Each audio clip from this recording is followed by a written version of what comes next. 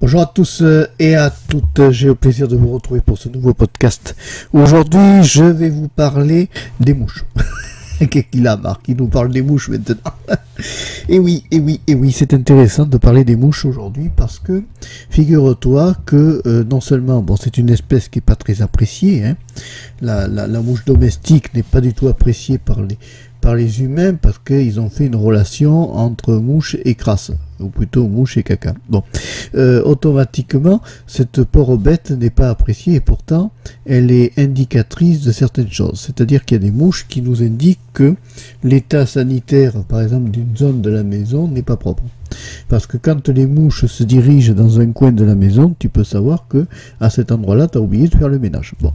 D'autre part, ça permet de t'indiquer aussi les mouches que tu as oubliées, par exemple, sur la table, de la nourriture, par exemple. Ça c'est classique, tu remarqueras que tu as toujours une mouche posée sur le bout de viande que tu as zappé, qui est là, elle te dit, c'est là, t'inquiète pas, je m'en occupe. Bon. Ensuite, les mouches, il y a un truc amusant, c'est que si tu ne le sais pas, les mouches comportent 8 yeux.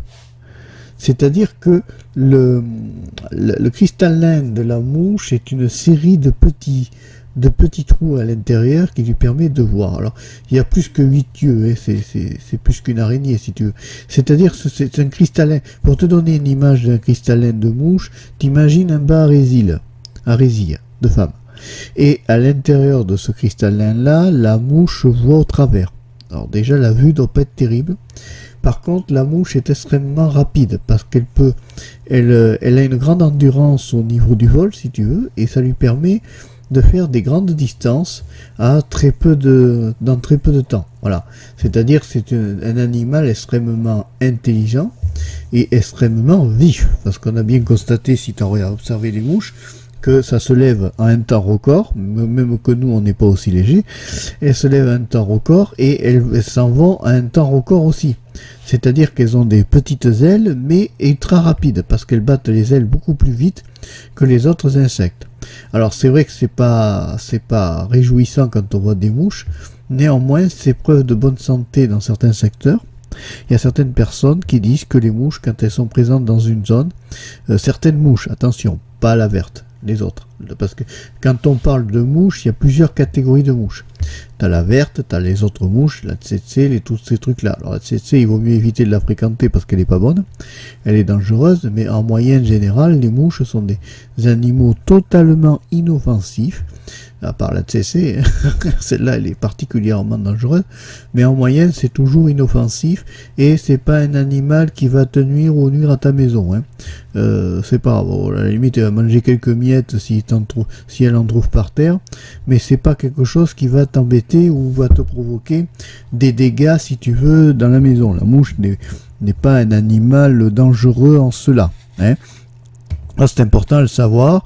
Voilà, je voulais parler un petit peu des mouches aujourd'hui parce que les gens ne les aiment pas, les gens ne les apprécient pas, ces bestioles, et pourtant elles sont assez charmantes et ce sont des animaux comme les autres, et ça peut être un animal de compagnie. Je suis sûr qu'on doit pouvoir domestiquer une mouche et en faire, alors c'est plus difficile parce que le dressage de la mouche doit être spécialisé pour certains, mais je sais que certains arrivent avaient à l'époque dressé des mouches et arrivaient à obtenir des choses extraordinaires avec ces bestioles-là, qui ont leur intelligence, parce qu'elles ont quand même un cerveau, et elles ont survécu à beaucoup de choses, donc automatiquement, ce sont des animaux qui sont extrêmement intéressants, ne serait-ce qu'à observer, parce que c'est très vif, très malin et très léger surtout, et puis on voit qu'il y a de l'intelligence, parce que elle prend le temps, elle regarde ton doigt, elle l'observe, ce sont des animaux très observateurs, et on a besoin justement de temps en temps d'observer les animaux au lieu de les juger et de les critiquer, si tu veux. Voilà, c'était un petit podcast comme ça pour faire la mouche. C'est pas mal l'humour. Pour faire la mouche, bon, sur la mouche, bon, alors j'espère qu'il t'aura plu. Hein. Alors je vais faire aussi furtif qu'une mouche, parce que si je suis trop long, je vais te saouler. Voilà, je te souhaite une bonne journée, une bonne nuit ou une bonne soirée. Et puis je te dis à la prochaine pour un nouveau podcast. Au revoir, à bientôt et merci. Et n'hésite pas à t'abonner à Marc Péchaud 3. Ciao.